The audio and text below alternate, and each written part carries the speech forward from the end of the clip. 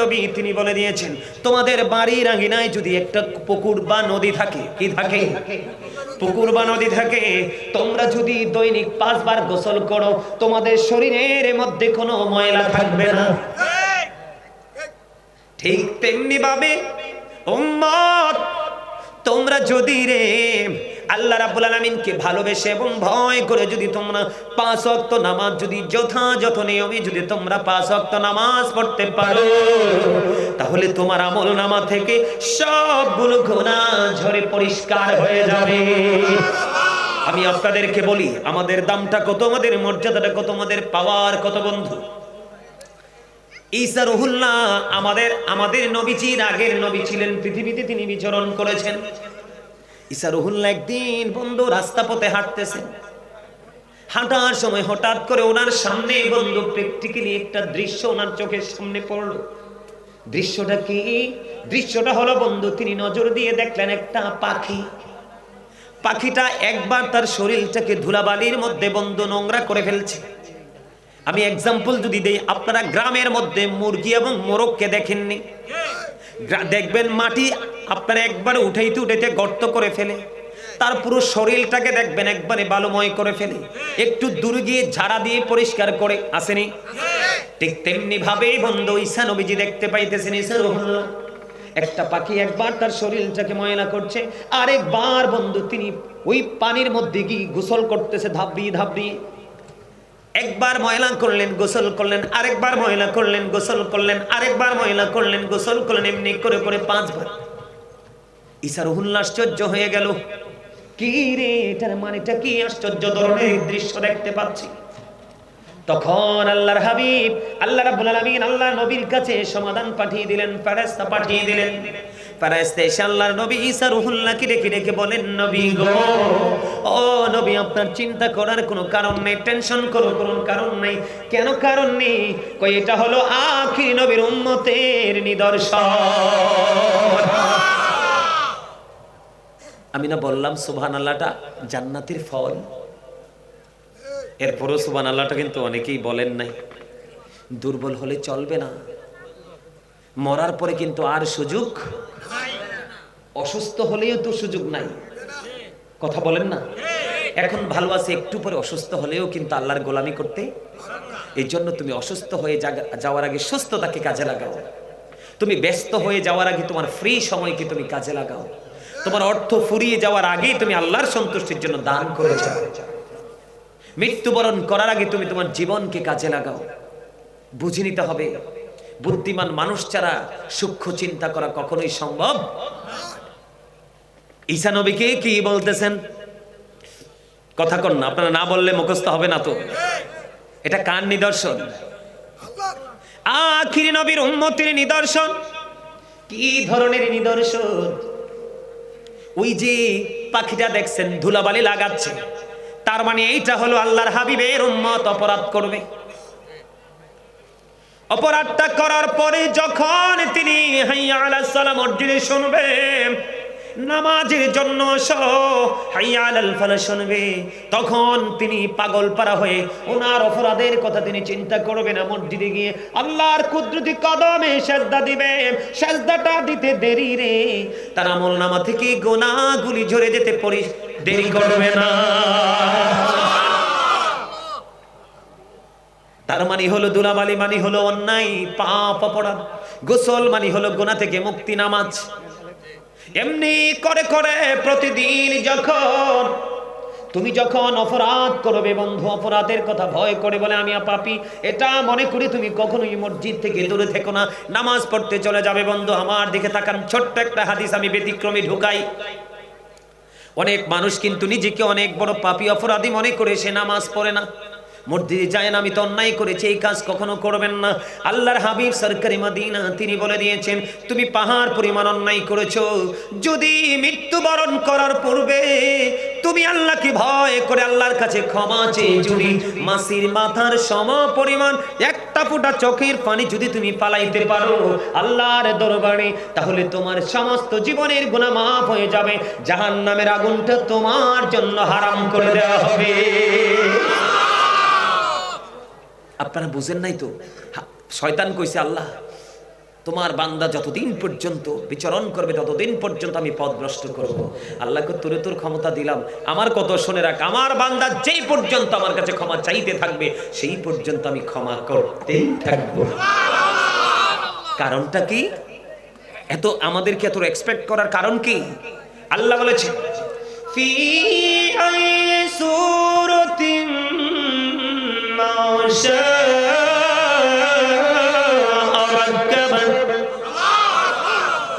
আরে আমরা লইয়া ওয়াজ করতেছে আল্লাহ, আর সুবহানাল্লাহ তো এখনো বন্ধ রাখছেন, ব্যাপারটা কি? আরে আরে জোরে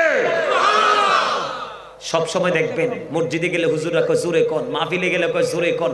এই জোরে কোন মানে কি জানেন? আপনার আমার আওয়াজটা যত বড় হবে শয়তানের কানের পর্দা ফেটে যাওয়ার উপক্রম হবে, শয়তান একেবারে পালাইতে থাকবে। তার মানে শয়তান হচ্ছে আমাদের চিরস্থায়ী শত্রু। Satan is the eternal enemy of the universe.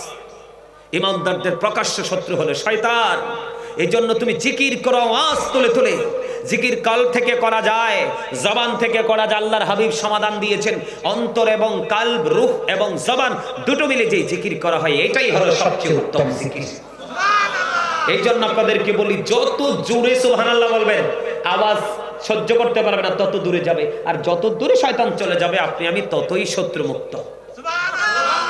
মজার খবরটা কি? আল্লাহ কয় ইন্না কাইদা শাইতানি কানা দাঈফা।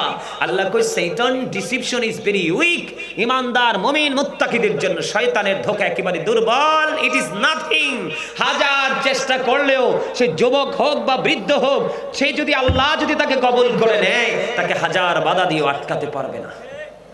সুবহানাল্লাহ কোন না আরো জোরে। আপনারা একজনাই ওয়াজ করেন আর আমার এখানে বয়া কোন হুজুর সুবহানাল্লাহ কোন দেখেন আমি কি খেলাটা জমাই, কারণ আমি কিন্তু পাগলা। আমি আপনাদের মতো দর্শক সারিতে, আরে মিয়া এখনকার মতো তো ঘন ঘন মাহফিল হয় না। আমরা যখন ছোট ছিলাম কয়েক গ্রাম মিলে একটা মাহফিল হইতো। সব প্রত্যেকটা মাহফিলের প্রথম মুসল্লি ছিলাম আমি, আমার যতটুকু মনে পড়ে।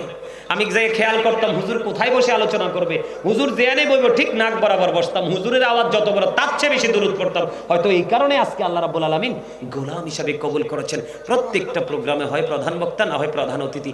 চাইলেও ছোট জায়গায় আসতে পারি না, এটা আমি অহংকার করে বলছি না। ভাই একদিন একটা প্রোগ্রাম, ভাই আমাকে এশারের পরে মাইক দেন, কয় না হুজুর আপনারা আমরা প্রধান রাখবো, এশারের পরে মাইক দিব না, এবার না হলে আগামী বছর। এটা মালিক প্রদত্ত একটা নিয়ামত। কথাটাকে বুঝতে পারছেন? আমার আপনাদেরকে বোঝানোর জন্য এক্সাম্পল দিছি। তার মানে আপনার আমার ভয় করার কোনো কারণ নাই। তার আরেকটা মজার বিষয় হলো নবীজি পৃথিবীতে এসে বলেছেন রব্বি হাবলি উম্মতি। কিয়ামতের দিন নবীজির জমানে থাকবে রব্বি সাল্লিম, শুধু উম্মতের শান্তি নিরাপত্তা কামনা করবে। আপনার আমার কান্ডারি একজন আছেন, সেটা হলো সরকারি দুজাহা ইমামুল রাহমাতাল লিল। নবীকে আপনারা নিশ্চয়ই ভালোবাসেন। নবীকে যদি কেউ ছোট করে এই ছোট কথা কি কখনো গ্রহণ করবেন? নবীকে যদি কেউ আংশিক ছোট করে কথা বলে আপনারা কি তার সাথে প্রেম রাখবেন? রাখবেন না। কারণ হচ্ছে কি জানেন, নবীকে কথার দ্বারা, চিন্তার দ্বারা, সাপোর্টের দ্বারা কোনো না কোনো ভাবে যদি প্রত্যক্ষ পরোক্ষভাবে ভিতর বাইর থেকে কোনো না কোনো অংশ দিয়ে যদি নবীকে ছোট করা হয় তখন কিন্তু সে আর ইমানদার থাকে। আমাদের ঈমানই হলো নবী, কারণ নবীকে ভালোবাসার সর্বোচ্চ মর্যাদা দেওয়া আমাদের জন্য ফরজ, ইভেন নবীর আহলে বাইত পরিবার সহ। কারণ এই যে নামাজ দিয়ে তো ওয়াজ করতেছি, মজা করতেছি, নামাজ পড়তেছি, আপনার আমার মাজাই কুলাইতো না, জানেননি আপনারা? বন্ধুরে আমার, এই তো চলছে মেরাজের রজনী বন্ধু। আল্লাহর হাবিব মেরাজ করেছেন সশরীরে, আর আমাদের জন্য মেরাজ দিয়ে এসেছেন নামাজ। আমরা আল্লাহর সাথে কথা বলি নামাজের মাধ্যমে। তাহলে আমরা কিন্তু জুদা নই। আল্লাহর হাবিবের প্রেমের মধ্যে একটা নিদর্শন, আমাদের জন্য 50 ওয়াক্ত নামাজ বরাদ্দ। মুসা নবী কয় আল্লাহর হাবিব গো, আপনার উম্মত তো দিন দিন দুর্বল হয়ে যাবে গো। আপনার উম্মত 50 ওয়াক্ত নামাজ পড়বে না, জীবন জীবিকা দুনিয়া নিয়ে ঘুরবে, ধীরে ধীরে তারা দুর্বল হয়ে যাবে গো নবী, আপনি কমাইয়া আনেন। সুবহানাল্লাহ বলবেন না? মুসা কালিমুল্লাহ পরামর্শ দেওয়ার পরে আল্লাহ রাব্বুল আলামিনের কাছে আপনার আমার প্রাণের নবী মুসা এবং আল্লাহর কাছে 9 বার বন্ধু আসা যাওয়া করেছেন। 2 9 বারে হয়েছে 18 বার, একবার যাওয়ার একবার আসা। সুবহানাল্লাহ বলেন না। বন্ধু আমাদেরকে কে না ভালোবাসে, অন্যান্য নবীরা পর্যন্ত আফসোস করেছে বন্ধু আমরা যদি নবী না হইয়া আখির নবীর উম্মত হইতাম রে আমরা ধন্য হয়ে যেতাম। এবার আল্লাহর কাছে আসা যাওয়ায় 9 করে 18 45 ওয়াক্ত নামাজ মাইনাস 5 নং কত 45। আমার চাচাই কইছে 45 রাকাত কি হয়ে গেল, বাদ দিয়ে দিলেন। আপনার আমার প্রাণের নবী চেয়েছেন 5 ওয়াক্ত, কয় ওয়াক্ত? আল্লাহর কাছে চিঠি লিখেছেন প্রেমের বরকতময় প্রেমের হাতে, প্রেমের কলম দিয়ে চিঠি লিখেছেন মালিক ভালো তো বেশিছো, আরো ভালোবাসা দাও আমার উম্মত গুলোর জন্য। আমি চাই আমার উম্মতের জন্য 5 ওয়াক্ত নামাজ। আল্লাহ কয় হাবিব আপনি যা চেয়েছেন আমি তাই বরাদ্দ দিলাম, কিন্তু আমি আল্লাহর কথা তো 2 রকম হতে পারে না। আমি তো বলেছি 50 ওয়াক্ত হাবিব গো, আমি আল্লাহ আপনাকে কথা দিলাম গো, যদি আপনার উম্মত 5 ওয়াক্ত নামাজ আমার দেখানো সিস্টেম অনুযায়ী যদি পড়তে পারে গো, আমি তার আমলনামায় প্রতিদিন 50 ওয়াক্তের সওয়াব দিয়ে দিব। আওয়াজ করে বলে সুবহানাল্লাহ। ইয়া রাসূলুল্লাহ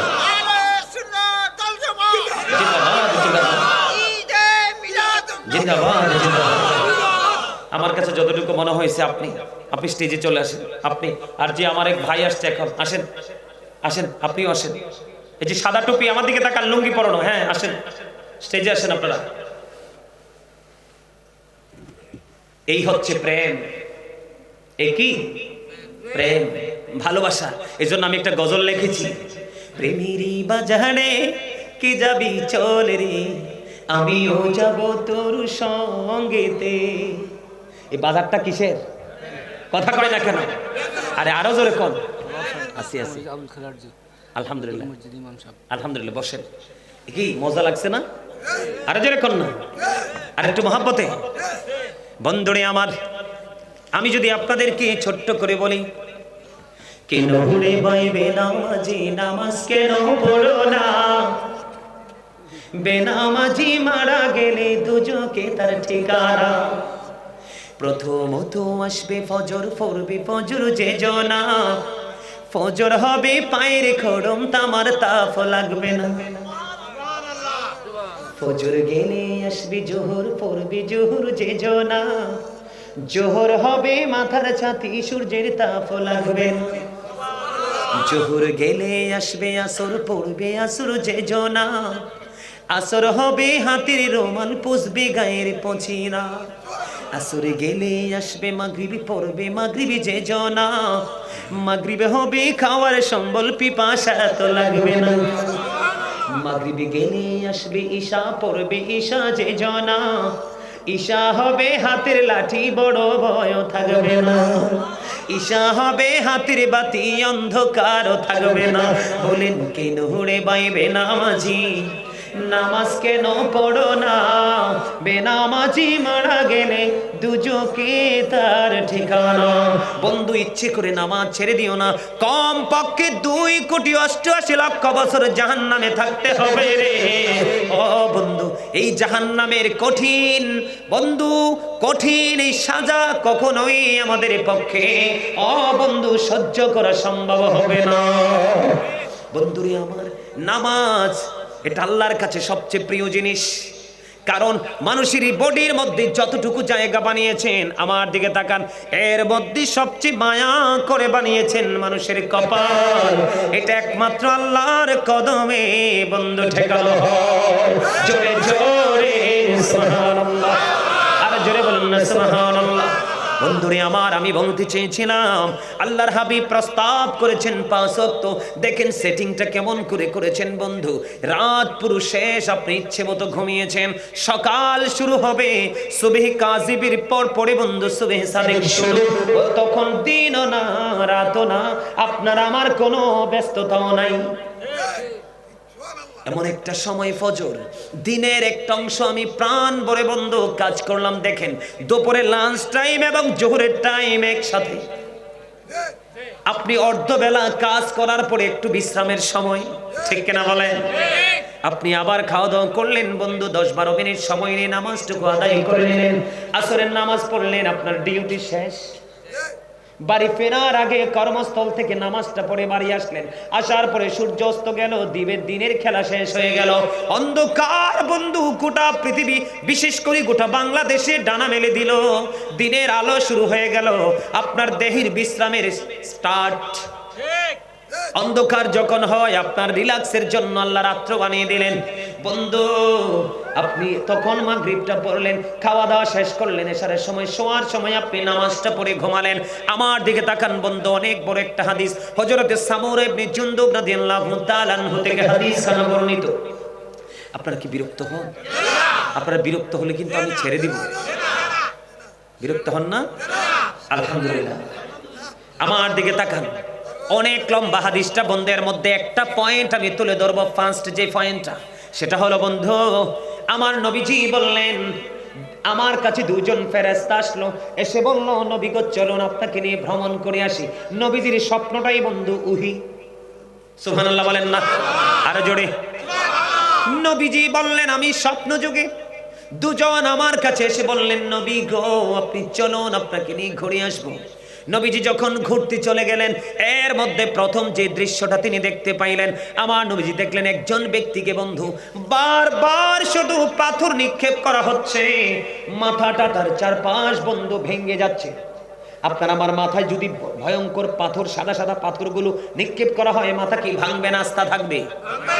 শুধু বন্ধু পাথর নিক্ষেপ করতেছে বন্ধু, মাথাটা ভেঙে যাচ্ছে, একবারে চারপাশ ভেঙে চৌচির হয়ে যাচ্ছে, আবার পাথরগুলো চতুর্দিকে ছড়িয়ে ছিটিয়ে যাচ্ছে। ওই ব্যক্তিটা যিনি পাথরটা নিক্ষেপ করতেছেন, উনি আবার পাথরগুলো কুড়িয়ে আনতে গেলেন, পাথরগুলো কুড়িয়ে আনতে আনতে চাইয়া দেখলেন ওনার মাথাটা আবার বন্ধু পরিপূর্ণ ইনটেক হয়ে গেছে। কি রে, কি আশ্চর্য ধরনের ঘটনা! নবীজি বললেন, কি রে সে আশ্চর্য ধরনের ঘটনা! নবীজি ওনাকে প্রশ্ন করলেন, ফেরেশতাদেরকে, ফেরেশতারা রে বলে দাও না, ওই যে লোকটা কে রে, ওই লোকটার কেন এই সাজাটা বহাল থাকছে, কন্টিনিউ তাকে পাথর নিক্ষেপ করা হচ্ছে, মাথাটা ভেঙে একেবারে আপনার কাঁচামরিচের ভর্তার মতো হয়ে যাচ্ছে। আবার যখন পাথরগুলো খুঁজে খুঁজে আনতে যাচ্ছে, আবার একত্রিত করার আগে তার মাথাটা আবার কি হয়ে যাচ্ছে, পরিপূর্ণ একত্রিত হয়ে যাচ্ছে। রহস্যটা কি, তার অপরাধ কি? এবার ওই ফেরেশতারা ডেকে ডেকে বলছেন, বন্ধু ইয়া রাসূলুল্লাহ, ইয়া হাবিবাল্লাহ, নবী গো, ওই লোকটার অপরাধ হলো দুই রকম, কন্টিনিউসলি দুই ধরনের অপরাধ করে ঘুমায়। ইয়া রাসূলুল্লাহ, প্রথম অপরাধ হলো ওই লোকটা কোরআন তেলাওয়াত শিখেছিলেন অত্যন্ত চমৎকার করে, তিনি কোরআন তেলাওয়াত শিখার পরে তিনি কোরআন তেলাওয়াত, কোরআন থেকে দূরে থাকতে থাকতে তিনি কোরআনটা ভুলে গেছে। নাউজুবিল্লাহ বলেন না। আমাদের মধ্যে দেখবেন অনেক আছে এরকম, কোরআন এক সময় ভালো তেলাওয়াত করতো, চর্চা নাই, যে রিসাইট নাই, এই জন্য সে আবার কি হয়ে গেছে, কোরআনটাকে ভুলে গেছে।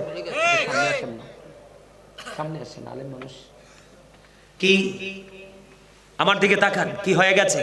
কোরআনটা তেলাওয়াত করতেন খুব মজা করে, কিন্তু কোরআন তিনি ভুলে গেলেন। এবার আমার দিকে তাকান বন্ধু, দুই নাম্বার অপরাধটা কি গো? দুই নাম্বার অপরাধটা হলো, আমার নবী বলেছেন, সে প্রত্যেকটা রাত্রে এশারের নামাজটা ইচ্ছি করে ছেড়ে ছেড়ে সে ঘুমিয়ে যাইত। এই জন্য কন্টিনিউ তার এই সাজাটা বহাল।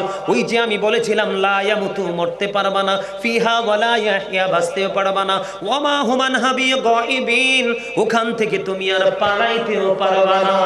বন্ধু বড় দুঃখ। ও বন্ধু, এই যন্ত্রণা কেমন করে সহ্য করব? এই জন্য আমি বলবো, নামাজ কখনো ছাড়া যাবে না। আপনি যদি ভালো একজন পরিপূর্ণ মুমিন হয়ে কবরে যেতে চান, পৃথিবীতে আপনি ভালো ভালো কাজের সাথে নিজেকে সম্পৃক্ত করতে চান, তাহলে আপনি 100% ইমানদার হওয়ার পরে আপনার দ্বিতীয় কাজ হলো যথাযথ নিয়মে পবিত্র হয়ে, পবিত্র পোশাক নিয়ে, আল্লাহর বিধান মেনে আপনার নামাজ পড়া। জোরে জোরে কন্যা সুবহানাল্লাহ। আমার দিকে তাকান, নামাজটা কেমন করে বন্ধ পড়তে হবে? আমাদের দেশের মধ্যে বিশেষ করে শুক্রবারে দেখা যায়। আজকে আমি আপনাদেরকে বলি, কষ্ট পাবেন না, আমি যখন এই মসজিদের মধ্যে ঢুকেছি, আমি একজন মেহমান, আমি নামাজ পড়তে ঢুকেছি, আমার সাথে আরেকটা ছেলে সুন্দর চিকন করে দাঁড়িয়ে আছে।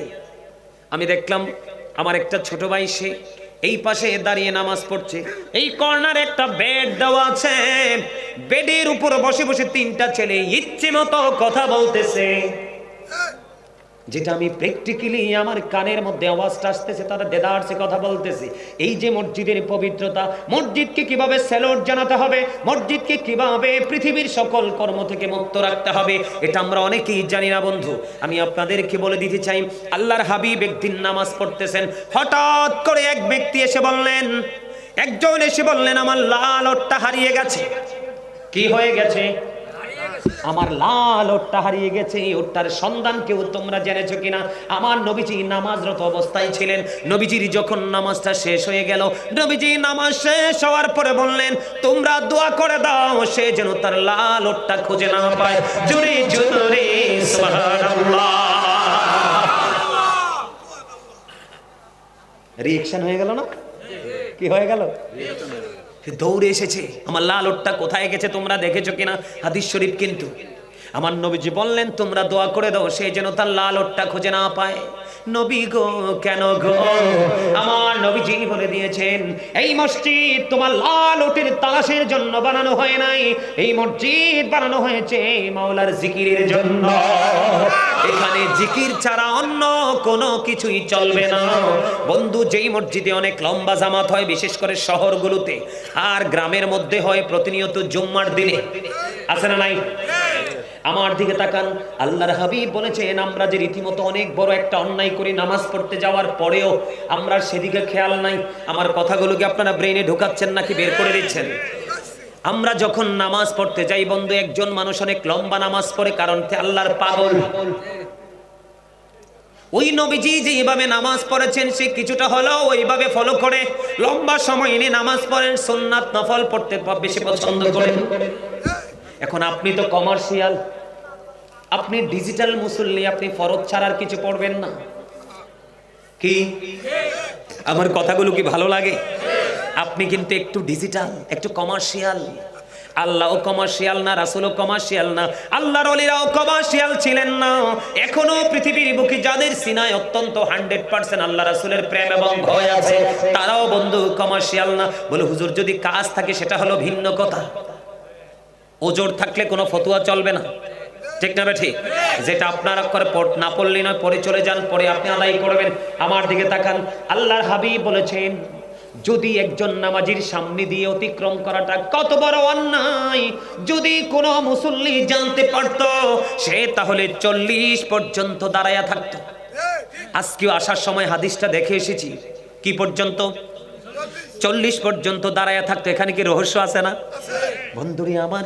40-এর মানেটা কি, এটার মিনিংটা কি হতে পারে? আবু নজর বললেন, আবু জুহাইম কি আমাকে 40 দিনের কথা বলেছেন, নাকি 40 মাসের কথা বলেছেন, নাকি 40 বছরের কথা বলেছে, এটা আমার সঠিক মনে নাই। আমরা যদি সত্যিকারের আল্লাহ প্রেমিক হই, ভালোবেসে নামাজ পড়তে আসি, তাহলে আমরা 40 বছরটাই ধরে নিব। কথা বলেন না কেন? আমি মনে মনে ভাববো, আল্লাহ আমি নামাজটা তাড়াতাড়ি শেষ করে ফেলেছি, কিন্তু তোমার পাগল তোমার সাথে এমন প্রেমের ডুরি লাগাইছে, নামাজ তো শেষ হচ্ছে না। আমি কারণ সে পৃথিবীর কারো গোলামি করছে না, কপালটা তোমার কদমে ঠেকাচ্ছে।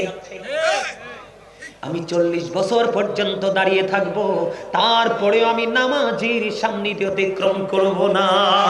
আওয়াজ তুলে তুলে বলুন না আল্লাহু আকবার। আপনাদেরকে ট্রেনিং দেই, নামাজ যখন পড়বেন মনে মনে কি খেয়াল করবেন আমি বলি। যখন আপনি কিবলামুখী হয়ে নিয়ত বাঁধবেন, নিয়ত বাঁধার পরে আপনি মনে মনে চিন্তা করবেন, আমার সামনে যেন খানায় কাবা, আমি যেন বাইতুল্লাহর সামনে নামাজ পড়তেছি দাঁড়িয়ে দাঁড়িয়ে, আমি যেন প্র্যাকটিক্যালি বাইতুল্লাহকে দেখতে পাই। আপনি কিন্তু দাঁড়িয়েছেন আপনার বাড়ির মসজিদে, কোথায়? কিন্তু ওই যে বলেছি, আসল মানুষ হলো কোনটা? কালটা। আপনার এই চর্মচক্ষু কিন্তু খানায় কাবা দেখার শক্তি নেই। আপনার অন্তরের চক্ষু দেখতে পাবে আপনার সামনে প্র্যাকটিক্যালি খানায় কাবা। প্রথম কন্ডিশন। দ্বিতীয় কন্ডিশন হলো আপনি যেখানে দাঁড়িয়েছেন মনে করতে হবে এটা ফুলছেরাতের ফুল। তার মানে নামাজটার মধ্যে এত বেশি মনোযোগ থাকতে হবে আপনার। একটু যদি অমনোযোগী হন আপনি হয়ে যাবেন জাহান্নামী। এই জন্য আপনাকে মনে করতে হবে আমি যেন দাঁড়িয়েছি ফুলছেরাতের পোলের ওপর, আর নামাজ আপনি মনে করবেন এটা আমার জীবনের শেষ নামাজ। আপনি মনে করবেন আমার ডান দিকে জান্নাত অবস্থিত, আমার বাম দিকে জাহান্নাম অবস্থিত, আমার পিছনে দাঁড়িয়েছে আজরাইল। আমার কাছে মনে হয় আমার নামাজটা শেষ হতে দেরি রে, আজকে আমার প্রাণ পাখি নিয়ে যাবে আজরাইল, আমার মরণ হয়ে যাবে। ওই চিন্তাগুলো নিয়ে যখন আপনি নামাজে যাবেন বন্ধু, ওই নামাজ আপনাকে আল্লাহ পর্যন্ত পৌঁছে দেবে। প্রতিদিনই শিফট আকারে ফেরেশতা আসে আমাদের কাছে, প্রতিদিনই কি আকারে ফেরেশতা আসে? শিফট আকারে। শিফট বুঝেননি? তার মানে সকালে একটা টিম, আবার বিকালে একটা টিম, আছে না? আবার কেউ কেউ যখন বড় বড় কোম্পানিতে চাকরি করে শিফট চেঞ্জ হয়। কেউ কেউ কিন্তু কোনো কোনো দিন কারো কারো ভাগ্যে পড়ে দিনের অংশটা, আবার কারো কারো ভাগ্যে আবার রাতের অংশ। এটাকে বলা হয় শিফট, ঠিক না? বন্ধু বলে হুজুর এখানে আসলেন কেন? নামাজের মর্যাদা বোঝানোর জন্য। ফেরেশতারা যখন সকালে আসে বিকালে চলে যায়, বিকালে আসে সকালে চলে যায়। আল্লাহ রাব্বুল আলামিন প্রশ্ন করে ফেরেশতারা রে, তোমরা যে পৃথিবীর বুকে গিয়েছিলে আমার উম্মত বান্দাগুলোকে কি অবস্থায় রেখে এসেছো? ফেরেশতারা বলতেছে আল্লাহ আমি যাওয়ার পরে দেখেছি আপনার বান্দা নামাজরত অবস্থায়, আবার এখনো আসার সময় দেখে এসেছি আমার নামাজরত অবস্থায়। মজার কোনো শেষ আছে নেই। তবে শুক্রবারটা বেশি সেন্সিটিভ। আপনারা কিন্তু খুতবা যখন ইমাম সাহেব দিতে চায় তখন দৌড়ে যান, তখন যাওয়ার পরে কিন্তু আপনার সবচেয়ে বড় একটা ক্ষতি হয়ে যায়। বাঁচতেন না তো বেশি দিন, কারণ আগের যুগের মানুষের তুলনায় এখনকার মানুষের হায়াত নাই বললেই চলে। আগের যুগের মানুষের সুস্থতার তুলনায় এখনকার যুগের মানুষের সুস্থতা 50%-এরও নিচে। আগের যুগের মানুষের যে সুন্দর মানসিকতা সেই তুলনায় এখনকার যুগে সুন্দর মানসিকতার ইয়াং ছেলেদেরকে খুঁজে পাওয়াই মুশকিল। কথা বলেন না? আমি ভুল বলছি? আপনার সামনে দেখেন কত সুস্বাদু খাবার, কিন্তু আপনার বডিতে এমন বেদি বাসা বেঁধেছে, সামনে থাকার পরেও খেতে পারছেন না। আমরা পারছি না, এটা আমাদের কর্মের ফল। কিসের ফল? আরো জোরে বলেন না, কিসের ফল? কর্মের ফল। বন্ধু আমি আপনাদেরকে বলি, জুম্মার দিনে যে আপনারা খুতবা দেওয়ার সময় যে দৌড়ে চলে যান, জুম্মার দিনের তালিকায় ফেরেশতাদের তালিকায় যে আপনার নামটা ওঠার কথা সেটা তো উঠছে না। বলে হুজুর কেন গো, সেই তালিকা থেকে আমি কেন আউট হয়ে গেলাম? আউট হয়ে যাওয়ার কারণ হলো বন্ধু, যখন ইমাম সাহেব খুতবা দেওয়ার জন্য মসজিদের মিম্বরে দাঁড়িয়ে যায়, খুতবাটা এতটাই জরুরি, এতটাই গুরুত্ব বন্ধু, যেই ফেরেশতারা আপনার লিস্ট করাই নিয়ে যেতে থাকে। আল্লাহর অর্ডার হলো যখন ফেরেশতারা খুতবা দেওয়া ইমাম সাহেব খুতবা দিবে, তখন তুমি তোমার ডায়েরিটাকে ক্লোজ করে নাও, বন্ধ করে নাও, তুমিও ওই ইমাম সাহেবের খুতবার জন্য দাঁড়িয়ে যাও। আমরা কতটাই কপাল পোড়া। ফেরেশতারা কি জাহান্নামে যাবে? তারা জান্নাতের খাদেম, ঠিক কিনা বলে? আমরা আমাদের জন্য তারা খাদেম হিসেবে কাজ করবে। ওই ফেরেশতাদের মধ্যে যদি এটা থাকে, আপনার আমার মধ্যে আরো বেশি থাকা দরকার না? কিন্তু আপনি আমি কি করছি না? ওই কাজটা বন্ধু আপনি আমি করছি না। নামাজ যদি পড়তে হয়, আল্লাহর গোলামি যদি করতে হয়, করার মতো করবেন। যেই ব্যক্তি জুমার দিনে সবার আগে মসজিদে যাবে এবং সবার পরে মসজিদ থেকে বের হবে, ওই ব্যক্তির প্রত্যেকটা কদমে কদমে তার আমলনামায় 1 বছরের নফল ইবাদতের সওয়াব দেওয়া হবে। কথা কি বুঝছেননি? তার মানে আপনার বাড়ি যাইতে যতগুলো কদম লাগবে, প্রত্যেকটা কদমের বিনিময় আলাদা আলাদা করে 1 বছর করে করে নফল ইবাদতের সওয়াব দেওয়া হবে। আমরা জেনে বুঝি আমরা কত ধরনের নিয়ামত থেকে বঞ্চিত, ঠিক না? ঠিক। শোনেন, সিয়াসিত্তার অন্যতম গ্রন্থ বুখারী শরীফ, বুখারী শরীফের নির্মাতা যিনি ইমাম বুখারী, ঠিক কিনা? ইমাম বুখারী রাদিয়াল্লাহু তাআলার নাম শুনেন না আপনারা? আমি আপনাদেরকে বলি বন্ধু, নামাজটা কতটা তাকওয়া নিয়ে পড়তে হবে। ইমাম বুখারী নামাজে দাঁড়িয়ে গেল। আপনাদের এলাকায় ভেঙ্গুল বা ভোমরা আছে না? বল্লা, বল্লা আপনারা কি বলেন? একটি হচ্ছে কালো, আরেকটি হচ্ছে হলুদ। হলুদটার তুলনায় কালোটা বেশি ভয়ঙ্কর, দেখতে একটু হিংস্র লাগে, আছে না নাই? ইমাম বুখারী তিনি যখন বন্ধু নামাজে দাঁড়িয়ে গেল, নামাজে দাঁড়িয়ে যাওয়ার পর ওনাকে বিষাক্ত পোকা কামড় দিলেন। এই পোকাগুলোর কামড় খাইছেন কিনা জানি না, আমি খাইছিলাম। অত্যন্ত বিষে ভরা এদের দাঁত, এত বিষাক্ত কামড় দিলে বিষের যন্ত্রণা সহ্য করা যায় না। আমাদের এলাকাতে কালোটার কামড়ে একজন বৃদ্ধা ডাক্তারের কাছে নিয়ে যাওয়ার আগে আগে বন্ধু ইন্তেকাল করেছেন। ইন্না লিল্লাহি ওয়া ইন্না ইলাইহি রাজিউন। আমার নিজের চোখে দেখেছি, প্র্যাকটিক্যালি এতটা বিষাক্ত বন্ধু। ইমাম বুখারী নামাজে দাঁড়িয়ে গেলেন, তিনি নামাজ পড়তেছেন, নামাজ পড়া শেষ হয়ে গেল। এবার ছাত্রকে ডাক দিয়ে বললেন, দেখো তো দেখো তো আমার পিঠের মধ্যে কি। বন্ধু ওনার জুব্বাটা উঠালেন, জুব্বাটা উঠানোর পরে চাইয়া দেখলেন ওই যে বিষাক্ত পোকা ওনার পিঠের মধ্যে 10টা কামড় দিয়েছে। কয়টা? 10টা কামড় দিয়েছে। ছাত্র বলল, হুজুর একটা নয় দুইটা নয়, আপনাকে একটা নয় দুইটা নয় 10টা কামড় দিয়েছে। এই বিষ কেমন করে সহ্য করে আপনি নামাজে দাঁড়িয়েছিলেন? এবার ইমাম বুখারী তিনি ডেকে ডেকে বললেন, আমি যখন নামাজে দাঁড়িয়ে যখন কোরআন তেলাওয়াত শুরু করেছি, আমার কাছে কোরআন এত মধুর মনে হয়েছিল, ওই বিষাক্ত পোকার বিষে ভরা মুখ দিয়ে যেই আমাকে কামড় দিয়েছে এটা আমি অনুভবই করতে পারি না। আর আপনি আমি নামাজে গেলে ছোট্ট একটা সাউন্ড হলে কিন্তু, আর মশায় যদি একটা কামড় দেয় এটা কোনো বিষাক্ত না, হিংস্র না, থাবড়া থাবড়ির ঠেলায়।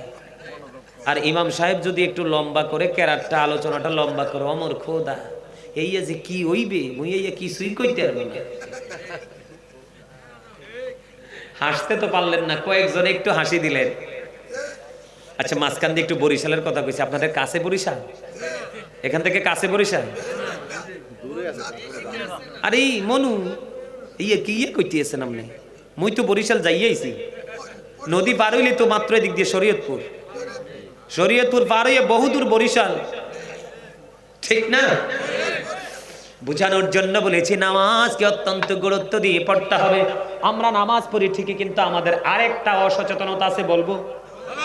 আপনার আমার ঘরের মধ্যে কত দামি দামি পাঞ্জাবি আলমারিতে তাও করে রেখে দিয়েছি, কিন্তু নামাজে নেই না।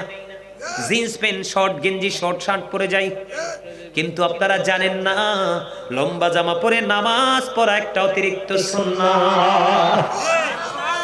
যে ব্যক্তি একটা সুন্নাত, মৃত সুন্নাতকে জিন্দা করে দিবে, তাকে দেখে দেখে অন্য কেউ এই মৃত হারিয়ে যাওয়া সুন্নাতকে আবার তারা জাগ্রত করবে। ওই ব্যক্তির আমল নামায় 100 শহীদের মর্যাদা দিয়ে জান্নাতে ঢুকানো হবে। রাসূলের সুন্নাতকে ছোট করার কোনো সুযোগ নেই। ফরজ তো শুধু সাময়িক অল্প কিছু কিছু, আর পুরো জীবন জুড়ে সুন্নাত নফল আমাদেরকে আপন করে ঘিরে রেখেছে। ইসলামের প্রথম খলিফা হযরত আবু বকর সিদ্দিক রাদিয়াল্লাহু তাআলা আনহু, বন্ধু ওনার জীবনী থেকে আপনাকে একটা মেসেজ দিব, শুনে নেন।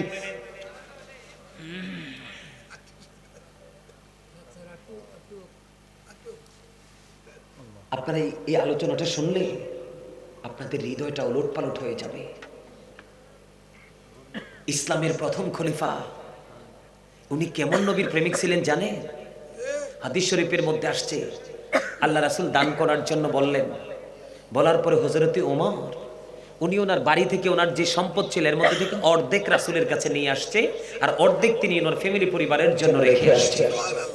কি করেছেন? রেখে এসেছেন। নবীজির কাছে আসার পরে নবীজি বললেন, ওমর তুমি কতটুকু এনেছো? ইয়া রাসূলুল্লাহ আমি অর্ধেক এনেছি। ফ্যামিলি পরিবারের জন্য কতটুকু রেখে এসেছো? কই বাকি অর্ধেকটা। কারণ হলো হযরত ওমর বললেন, জীবনে প্রত্যেকটা ধাপে ধাপে আবু বকর গিয়ে আমার জীবনে কোনোদিন আমি আবু বকরকে হারাতে পারলাম না। আজকে নবীজি আমাকে বললেন কিছু দান করার জন্য, আমার কাছে কিন্তু আছে, আমি আজকে আবু বকরকে হারিয়ে দিব। এবার ওমরকে ডাক দিলেন, ওমর এদিকে আসো। ওমরকে যখন দিলেন, কতটুকু এনেছো নবী? অর্ধেক এনেছি, ফ্যামিলি পরিবারের জন্য। কি রেখে এসেছো? কয় অর্ধেক রেখে এসেছি। এবার আবু বকরকে ডাকলেন। আবু বকর বললেন, আবু বকর কি? রাসূল বললেন, আবু বকর তুমি কতটুকু এনেছো? নবী, আমার কাছে যতটুকু আছে আমি সবটুকু নিয়ে এসেছি। আর তোমার পরিবারের জন্য তুমি কি রেখেছো? আবু বকর ডেকে ডেকে বললেন, ইয়া রাসূলুল্লাহ, ইয়া হাবিবাল্লাহ, নবী গো, আমি আমার ফ্যামিলি পরিবারের জন্য আল্লাহ এবং আল্লাহর হাবিবকে রেখে এসেছি। এবার ওমর একটা ডাক দিয়ে বলল, আমার জীবনে আমার মনে হয় আর কোনোদিন আমি আবু বকরকে হারাতে পারবো না। আজকে যেহেতু হারাতে পারিনি বন্ধু, আমি আপনাদেরকে বলি, আবু বকর অত্যন্ত নবী প্রেমিক ছিলেন বন্ধু। হাদিস পড়লে চোখের পানি ধরে রাখা যায় না। আবু বকর দিনের জন্য দান করতে করতে করতে করতে বন্ধু একেবারে দস্ত হয়ে গেল। আজানের সময় হয়ে গেল। একদিন নবীজি নামাজ পড়ার জন্য অপেক্ষা করতেছেন। এদিক দিয়ে আজকে জামা পরার মতো জামাও নাই আবু বকরের ঘরে। এবার হযরতে আবু বকর সিদ্দিক রাদিয়াল্লাহু তাআলা আনহু তিনি কি করলেন? ওনার ঘরের মধ্যে ছিল বালিশের গিলাফ কাবার, গায়ের মধ্যে ছিল ছোট্ট জামা। এবার হযরতে আবু বকর তিনি কি করলেন? গায়ের ছোট্ট জামার সাথে খেজুর কাঁটা এবং খেজুর পাতাকে সুই সুতো হিসেবে ব্যবহার করে বন্ধু সুন্দর একটা জামা বানালেন। জামা বানাইয়া নামাজ পড়তে গেলেন। আমার নবীজি ডাক দিয়ে বললেন, আবু বকর, আমি থাকা অবস্থায় তোমাদের এই অবস্থা, আমি চলে গেলে না জানি কি অবস্থা হবে। এই কথা বলে নবীজি আর কিছু বললেন না বন্ধু। এবার নামাজ শেষ করলেন। নামাজ শেষ করার পরে আমার নবীজির পবিত্র কদম মোবারক যখন বাইরের দিকে বাড়িয়ে দিল, এবার চাইয়া দেখে হযরত জিবরাইল আপনার আমার প্রাণের নবীর সামনে এসে হাজির। তার শরীরের মধ্যে দেখা যায় খেজুর পাতার পোশাক। জোরে জোরে বলুন সুবহানাল্লাহ। জিবরাইল, আমি ভাই জিবরাইল, আপনি যখন আমার কাছে আসেন আমি আপনার দেখতে পাই আপনার পরনে জান্নাতি পোশাক শোভা পায়। আজকে কেন গো আপনার পরনে খেজুর পাতার পোশাক দেখা যায়? এই কথা বলতে দেরি আবু বকর সিদ্দিক রাদিয়াল্লাহু তাআলা আনহুর দিকে ইঙ্গিত করে জিবরাইল বললেন, ইয়া রাসূলুল্লাহ, ইয়া হাবিবাল্লাহ, নবী গো, আপনার আবু বকরের দিকে নজর দিয়ে চায়া দেখেন তার জামা কাপড় নাই, তারপরেও সে আল্লাহর নামাজ ছাড়েনি। আপনি নবী মসজিদে অবস্থান করতেছেন সেটা সহ্য করতে পারে না। সে যে জামার সাথে বালিশের গিলাফ জোড়া লাগাইলো, জোড়া লাগাইয়া ধৌত করে নামাজে আসতে গো নবী দেরি হয়ে গেছে। এদিক দিয়ে আল্লাহ রাব্বুল আলামিন আসমানের সকল ফেরেশতাদেরকে ডেকে ডেকে বললেন, ফেরেশতারা রে, তোমরা জমিনের দিকে নজর দিয়ে চায়া দেখো, আমার আবু বকর জীবনের সমস্ত সম্পত্তি বিলিয়ে দিতে দিতে দিতে দিতে একেবারে দস্ত হয়ে গেল। আজকে নামাজে যাওয়ার মতো পর্যন্ত কোনো পোশাক নাই রে। তারপরে আমার আবু বকর থেমে থাকেনি, নিজের গায়ের ছোট্ট জামার সাথে বালিশের গিলাফ যুক্ত করলো, খেজুর কাঁটা এবং খেজুর পাতা যুক্ত করে তোমরা সকল আসমানি ফেরেশতাকে আমার আবু বকরের সম্মানার্থে খেজুর পাতার পোশাক পরে নাও। যদি তোমরা কেউ খেজুর পাতার পোশাক পরতে আপত্তি করো, আমি তোমাদেরকে ফেরেশতাদের দপ্তর থেকে নামাতে বাধ্য হব। জিবরাইল বললেন, ইয়া রাসূলুল্লাহ, ইয়া হাবিবাল্লাহ, নবী গো, আল্লাহ রাব্বুল আলামিনের এই কঠোর হুঁশিয়ারি শুনতে দেরি আসমানের সকল ফেরেশতারা আজকে খেজুর পাতার পোশাক পরে দিয়েছে। নামাজের মর্যাদা, নামাজের কদর, নামাজের ইজ্জত আপনি আমি নামাজ পড়ার পরেও সুদ ছাড়তে পারি না, ঠিক না? আপনাদের এলাকায় সুদ আসেনি তো এই ওয়াজ কার জন্য করলাম? আসলে ভাইজান আপনি কি রাইট বলছেন? নাউজুবিল্লাহ, নাউজুবিল্লাহ। তা আমি এতক্ষণ এই সময় কাকে দিলাম?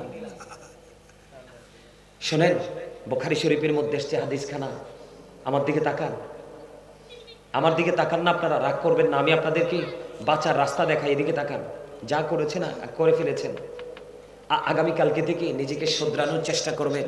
কারণ কি জানেন?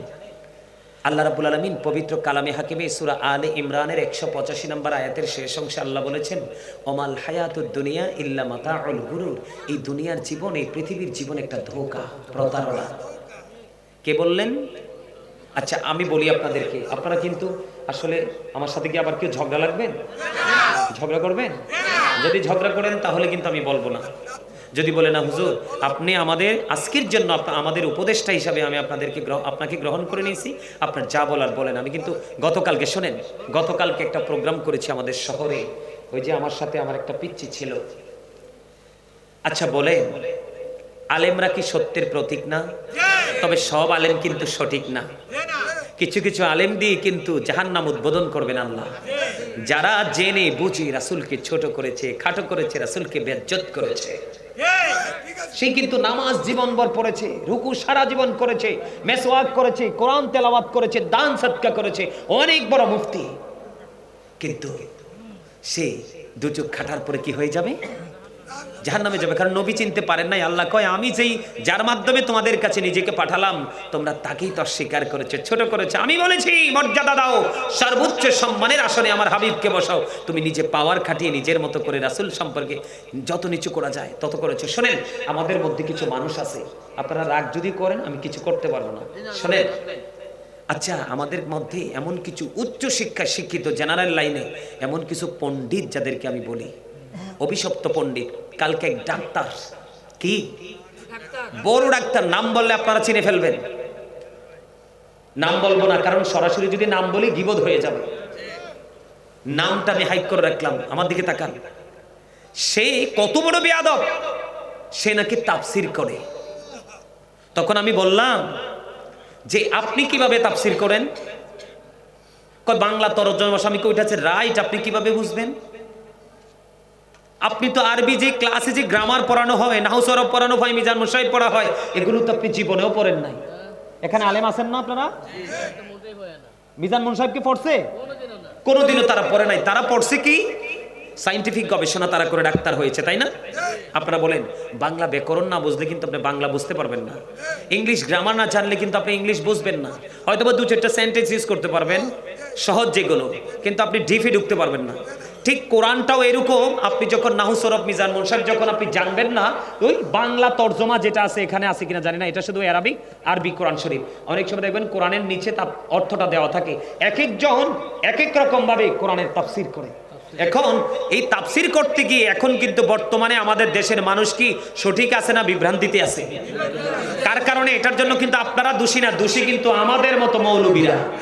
কারা? সে কিন্তু তার চিন্তাধারা থেকে লেখছে।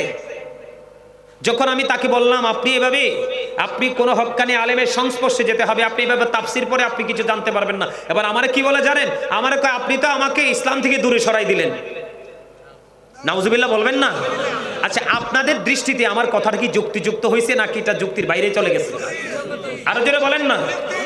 এই নিজেদের মন গড়া তাফসীর, নিজেদের লেখা বই, কিছু বই পড়তে পড়তে তখন আমাকে বললো আমরা মূলটা জানবো কোত্থেকে? আমি কি মূলটা জানতে হলে আপনাদেরকে মূল কিতাবে যেতে হবে, যেটা মূল যেই কিতাব। আপনি তো ওই কিতাব দেখলে নিয়ে প্রস্রাব পায়খানা করে জায়গার মধ্যে সব ভরাই ফেলবেন। কথা কন না কেন আপনারা? এই কিতাব সব আলেমদের কাছে নাই। উনি কয় একজন দাঁড়াইয়া যায় নবীরে সালাম দিতে। ওমা, তুমি যখন ডাক্তার, তোমার চেম্বারে ঢুকো, রুগীরা তো অটো দাঁড়ায় যায়। কই, তুমি তো হিসেবে ফতুয়া খোঁজো না। এই আমি তো ডাক্তার, সামান্য একজন মানুষ, তুমি আমার সম্মানে দাঁড়াইছো কেন? ওইটা খুব মজা লাগে। রাসূলকে সম্মান করলেই বেদাত। অথচ এই যে আমার সামনে কোরআন, আল্লাহ সূরা ফাতির 9 নম্বর আয়াতের শেষ অংশে বলেছেন অত আজিরহু ওয়া তুআক্কিরহু।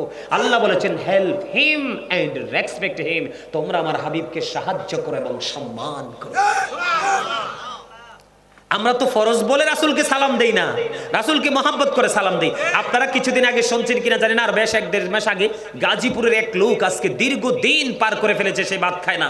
নবীজির প্রিয় খাবার ছিল খেজুর, এজন্য সে কন্টিনিউ খেজুর খায়। হের ইচ্ছা হলো খেজুর খাইতে খাইতে যতদিন বাঁচবো ততদিন বেঁচে থাকবো, যেদিন পৃথিবী থেকে আমার ফার্টস গুলো লো হয়ে যাবে, চলে যাব, সেদিন আপত্তি নেই, কিন্তু আমি ভাত খাবো না, রাসূলের প্রেমের খাবার খেজুর খাবো।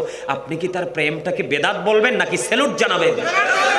এখন বর্তমান সময়ের কিছু বেয়াদব পণ্ডিত বের হয়েছে, এরা রাসূলের প্রেম। আরে ভাই, আপনার মন মানসিকতা নিয়ে আপনি কাজ করছেন, ওর মানসিকতা নিয়ে ও কাজ করছে। একজন আরেকজনকে গালি দেওয়ার তো কোনো দরকার নাই।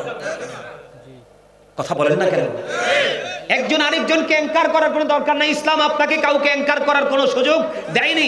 আপনার যদি ভালো না লাগে আপনি তাকে তালাক দিন। আমার কথা কি বুঝেন আপনারা? সম্মানিত উপস্থিতি, ওই যে আমার এই পিচ্চি, সে অসুস্থ হয়ে গেছে। আজকে খবরটা জানতে পারলাম সকালে। সে যখন ডাক্তারের কাছে গেল, কিছু কিছু ডাক্তার আমি দেখেছি এমন অসভ্য, আরে মেয়ে মরা মানুষ আইসিইউতে ঢুকায়, লাখ লাখ টাকা বিল করে। মানুষের শেষ যে ইমোশনাল জায়গাটা নিয়ে তারা শেষ খেলাটা খেলে। এদের ঈমান বলতে নাই, ম্যাক্সিমাম ডাক্তার নাস্তিক। বলে হুজুর আপনার তো কনফিডেন্স, আমি কি ইয়েস, আমি আল্লাহরে বলছি আল্লাহ জীবনে কোনোদিন আমাকে কোনো ডাক্তারের কাছে নিও না, এটা ম্যাক্সিমামই নাস্তিক। শোনেন, আজকে বলি অত্যন্ত দুঃখ নিয়ে, আমার 2019 সালে নভেম্বরের 19 তারিখে আমার একটা কন্যা সন্তান আল্লাহ দিয়েছেন, আমার প্রথম সন্তান। তা আমার যখন সন্তান পৃথিবীতে আসলো, আমার ওয়াইফেরও ইচ্ছা, সে ডাক্তার পছন্দ করে না। ডাক্তাররা কিন্তু রোগীদেরকে একটা ব্যবসার পণ্য মনে করে বর্তমানে। আমি আপনাদেরকেও বলে দেই, আমার মা বোনেরা যারা পর্দায় আছে, বাচ্চা কনসিভ করেছে, এদেরকে বলবেন আল্লাহর গোলামি করতে, নামাজ পড়তে, রাসূলের প্রেম নিয়ে দুরুদ সালাম বেশি বেশি করতে, দেখবেন এরা টেরও পাবেন ওদের বাচ্চা ডেলিভারি হয়ে যাবে। আমাদের মা শাশিরা 5টা 8টা 9টা বাচ্চা কি প্রসব করে নাই? ওখানে কি ডাক্তার ছিল? এত আধুনিক প্রযুক্তি ছিল? আজকে ডাক্তারদের কারণে ম্যাক্সিমাম মা আজকে মৃত্যুর ঝুঁকিতে ভুগছে।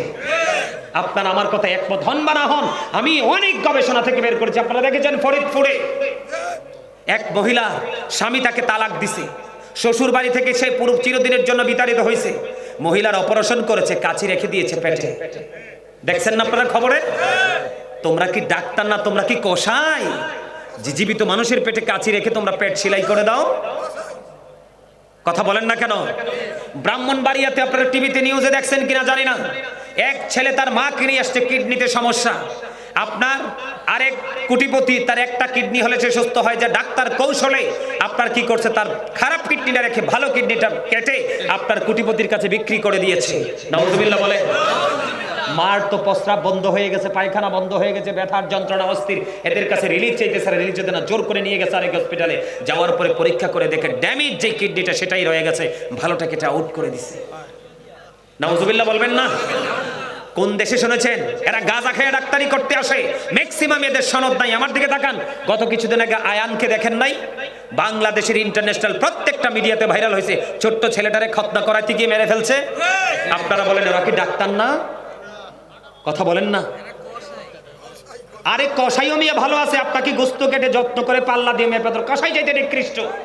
শোনেন, মানুষ অসুস্থ হলে অসহায় হয়ে যায়, এই অসহায়ত্বটাকে ব্যবহার করে শেষ সময় হসপিটাল কর্তৃপক্ষ, ম্যাক্সিমাম হসপিটাল কর্তৃপক্ষ এবং ম্যাক্সিমাম কসাই মার্কা নষ্ট ডাক্তার। সম্মানিত উপস্থিতি, আমার দিকে তাকান। আমার যখন বাচ্চা হলো, বাসায় হয়েছে নরমালি, তো বাচ্চা যখন অসুস্থ হলো, অসুস্থ হওয়ার পরে আমি ডাক্তারের কাছে, একজন ডাক্তারের কাছে নিয়ে আসলাম। আসার পরে ডাক্তার আমাকে প্রশ্ন করে, আপনার বাচ্চা কি বাসায় হয়েছে নাকি হসপিটালে? আমি বলছি হসপিটালে। কোথায়? আমি যখন বলছি হসপিটালে, আরে বাসায়? এবার কয় তুই আপনার প্রথম বাচ্চা, যদি ইনকেস কোনো কিছু উপর ভরসা করে রাখছি। আরে আমার কাছে কবেটা ইয়ান দি আয়, কানে কানে আর কইছে, আর দাদা কইতে তো নার কাছে আয়, দাদা কইতে সমস্যা নাই, কইতে রে? ও আচ্ছা, দাদা অ্যাক্টিভ আছে। তো পরে আমারে বলছে আপনি কেন বাসায় রাখলেন? আমি বলছি আল্লাহর উপর ভরসা করে রাখছি, বাবু তো ঠিকঠাক মতো আল্লাহ দুনিয়াতে পাঠাইছে। এবার সে আমারে কি বলে জানেন? ওই সময় বাসায় রাখতে পারছেন আল্লাহর উপর ভরসা করে, এখন অসুস্থ হয়েছে আমার কাছে আনছেন কেন? বিশ্বাস করেন আমার মনটাই চাইছে তখন এমন জোরে তাকে বাম হাতে একটা থাপ্পড় দিতাম, মনে হয় তার 16টা দাঁত আমি ফেলে দিই। এরা মনে করে কি জানেননি, আল্লাহর কাছে কোনো ক্ষমতা নাই, এরাই সবচেয়ে ক্ষমতার অধিকারী। নাউজুবিল্লাহ বলেন। সব ডাক্তার না, কিছু কিছু ডাক্তার আমি যাদেরকে নিজের চোখে দেখেছি। এই যে পিচ্চি অসুস্থ হয়েছে, ডাক্তারের কাছে গেছে, নাম বলবো না, তো যাওয়ার পরে ওকে বলছে তুমি কি করো? সে বলছে আমি এভাবে জেনারেলে ভার্সিটিতে পড়ি, আর এরাবিক লাইনে আমি কুমিল্লা আলিয়াতে ফাজিল করতেছি। কবসার সময় কি করো? কয় যারা পৃথিবীতে সাধনা করেছেন, বিশেষ করে বাংলাদেশে যাদের কারণে আমরা ইসলাম পেয়েছি, ওলি আল্লাহ, তারা কিভাবে এত আল্লাহর প্রিয় হলো, কিভাবে আল্লাহর বুজুর্গ, আল্লাহ রাব্বুল আলামিনের দিদার অর্জন করতে পারলো, তাদেরই জীবন বৃত্তান্ত একটু শুনি। কি আরে কি বলছিলি? জীবন বৃত্তান্ত একটু পড়ি। তখন সে কি বলছে জানেন? তখন সে বলছে এদের জীবনী পড়ার তোমার দরকার কি? নাউজুবিল্লাহ বলবেন না? আরে সলিমুদ্দিনের ফুলা কলিমুদ্দিন, ইসলাম কি তোর দাদাই আনছে এই দেশে? কোরআন কি তোমার দাদাই আনছে এই দেশে? নামাজ কি তোমার দাদাই আনছে এই দেশে? তোমার 14 পুরুষের কেউ তা আনেনি, এনেছে আল্লাহর মনোনীত, আল্লাহর প্রিয়, আল্লাহর বন্ধু, আল্লাহর ওলিরা। তাদের অবদান কি? তাদের অবদান কি আমরা অস্বীকার করতে পারবো? যদি অস্বীকার করি আমরা কি কৃতজ্ঞ নাকি অকৃতজ্ঞ? অকৃতজ্ঞ মানুষের জন্য কি আল্লাহ কখনো কোনো পুরস্কার রাখে? কথা কয় না। আল্লাহ না বলছে join with my dear people, come to my paradise. আল্লাহ বলেছেন ফাদখুলি ফি ইবাদি ওয়াদখুলি জান্নাতি, আমার প্রিয় লোকেদের সাথে যুক্ত হওয়ার, আমার জান্নাতে চলে আসো। তো যাদের সাথে যুক্ত হলে আল্লাহর জান্নাত যাওয়ার ঘোষণা আল্লাহ দিয়েছেন, তাদের জীবনে কি পড়া যায় না? তখন ওরে বলতেছে যে তুমি এগুলো পড়ার দরকার নাই, এগুলো কি দরকার, তুমি তাফসীর পড়ো। এবার ও তো আপনার মাশাআল্লাহ সব দিকে অ্যাক্টিভ, আরবি লাইনে এবং বাংলা লাইনে মাশাআল্লাহ চমৎকার, ভেরি ইন্টেলিজেন্ট। হ্যাঁ, এবার সে তো ধরছে ডাক্তাররে হসপিটালে, চারপাশের মানুষ পেশেন্ট সবাই তাকায় রয়েছে তোর দেখে, কয় আপনি তাফসীরের কি বুঝেন? জাগাত সাইলেন্ট হয়ে গেছে। এই মিয়া, তুমি শিখছো মানুষকে কাটাকাটি, তুমি এটা নিয়ে থাকো? ইসলাম কি মামার বাড়ির মোয়া যে একজন কইলো তুমি বিশ্বাস করে তুমি ঢোল বাইরাইলা?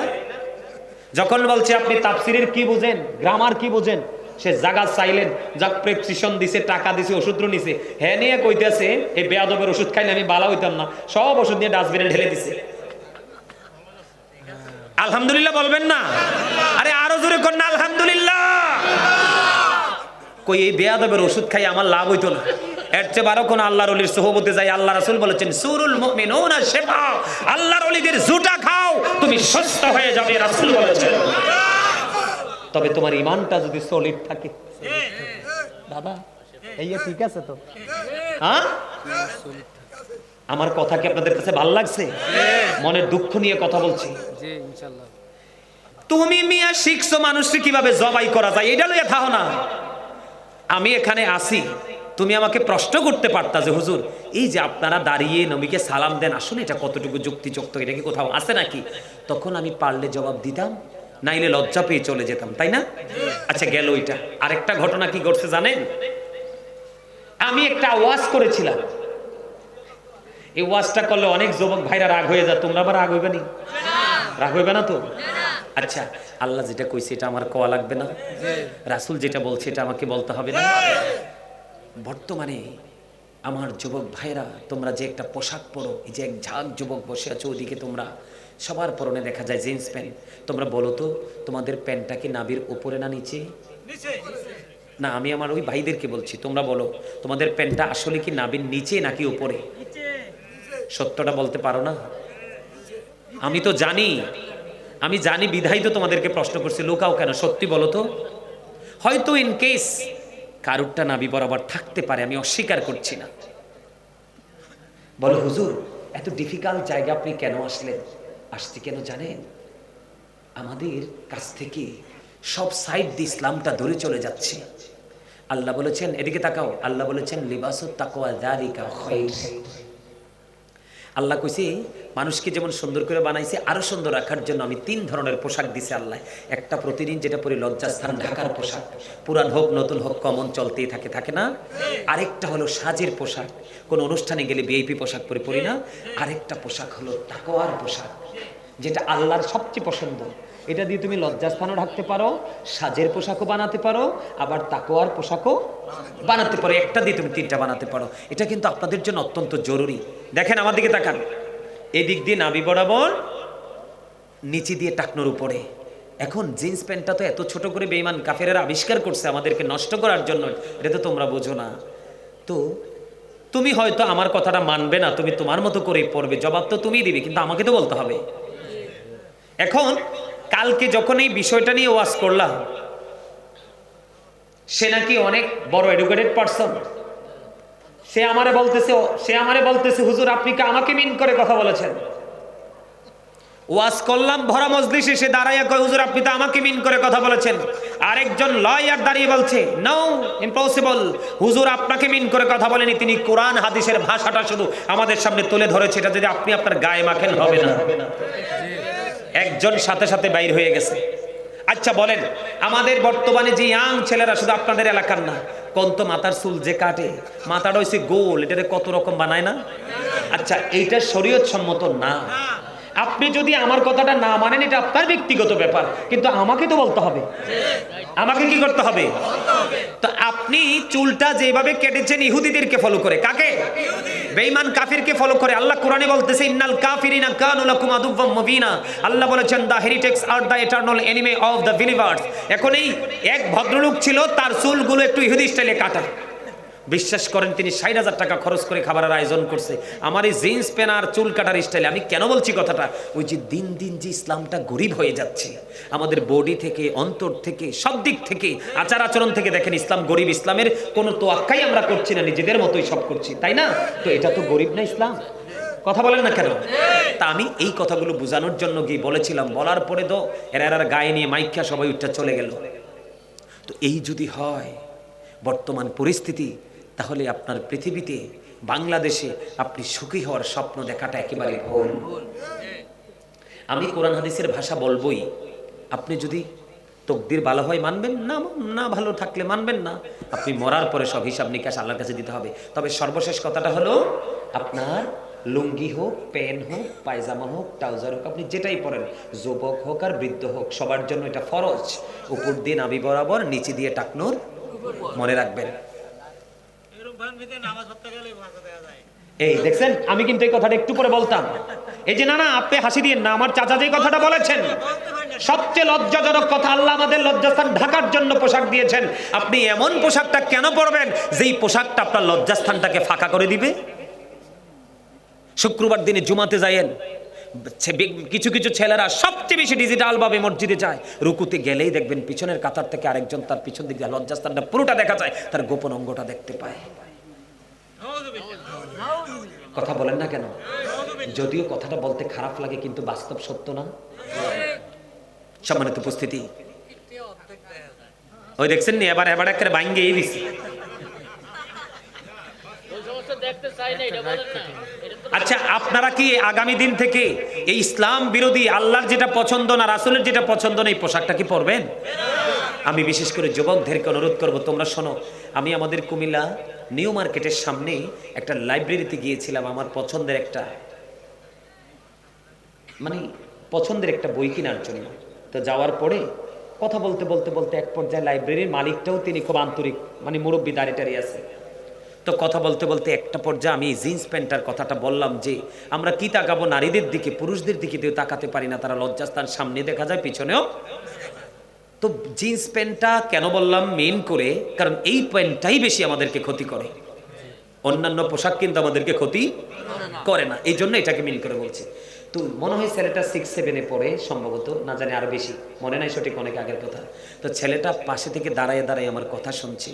শোনার পরে আমার যখন কথা শেষ হলো, আমি রওনা দিলাম, ছেলেটা আমার বলতেছে, হুজুর আমি এতদিন পর্যন্ত এই প্যান্টটাকে মনে করতাম যেটা একটা কমার্শিয়াল পোশাক, আমি এটা পরতাম হুজুর, আজকে আমি দূর থেকে সবগুলো কথা শুনছি, আজকে থেকে যদি আমি এই প্যান্টটাকে চিরতরে ভুলে যাই, আল্লাহকে আমার অতীত জীবনের সবগুলো গুনাহ মাফ করে দিবে। আমি কার আল্লাহ চাই তো এটা, তোমার অন্তরে ভয় আসো, তুমি অপরাধকে ভুলে যাও, আল্লাহর দিকে তুমি ফিরে আসো।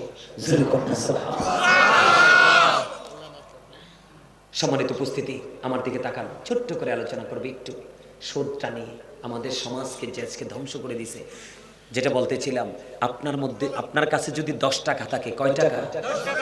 ধরেন 9 টাকাই আপনার হালাল পরিশ্রমের, কিন্তু 1টা টাকা আপনি সুদের বা ঘুষের বা জোর জবরদস্তির টাকা আপনি কি করলেন, 9 টাকার সাথে যুক্ত করে 10 টাকা দিয়ে একটা জামা কিনলেন। এই জামাটা পরে আপনি কিয়ামত পর্যন্ত নামাজ পড়তে পারবেন। আল্লাহ রাসূল বলেছে তোমার নামাজ আল্লাহর দরবারে কবুল হবে না, কারণ লা তুকবালু সালাতুন বিগাইরি তুহুর ওয়ালা সাদাকাতুন মিন গুরুর। আল্লাহ রাসূল বলেছেন পবিত্রতা ছাড়া ইবাদত কবুল হয় না, আর হালাল উপার্জন, হালাল টাকা ছাড়া কখনো দান সাদকাও কবুল হয় না। বলেছেন কে? আল্লাহ রাসূল। এটা হাদিস শরীফ। কে বলেছেন? রাসূল বলেছেন। আমি যদি আপনাদেরকে, এটা কিন্তু মেরাজের চাঁদ চলতেছে, আল্লাহ রাসূল মেরাজে গেলেন, জাহান্নামের দিকে তাকিয়ে দেখলেন শুধু বড়লোক আর নারী। আপনারা বুঝতে পারছি, ক্লান্ত হয়ে গেছেন। আমি আরেকটু কথা বলি, ছোট্ট করে হাদিস শরীফটা বলে শেষ করে দিব।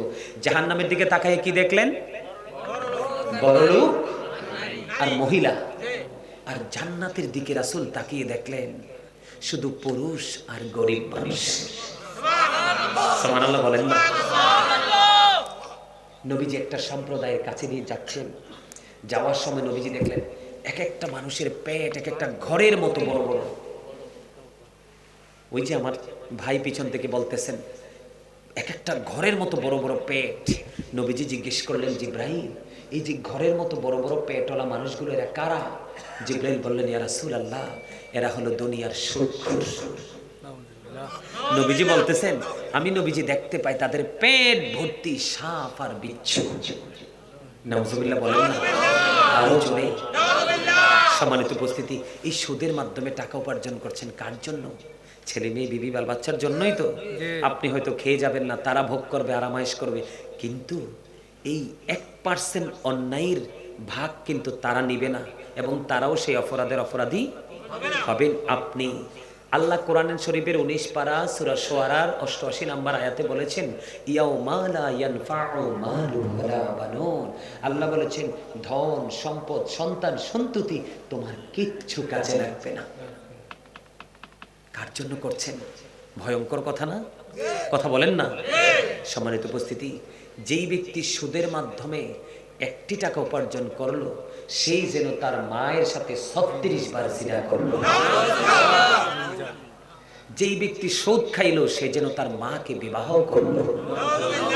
যিনি সুদ খান, যিনি সুদ দেন, যিনি সুদের স্টাম্প লেখেন, যিনি সুদের টাকা কালেক্ট করেন, টাকা না দিলে যারা গ্রাহক তাদেরকে মেরে রক্তাক্ত করে, মানে সুদের টাকাটা আপনি তার কাছ থেকে বের করেন। আজকে আমাদের দেশে অসংখ্য সুদখোরের তাণ্ডবে অনেক রিকশাওয়ালা আধা ঘন্টা 1 ঘন্টা জাগার মালিক নিঃস্ব হয়ে গেছে।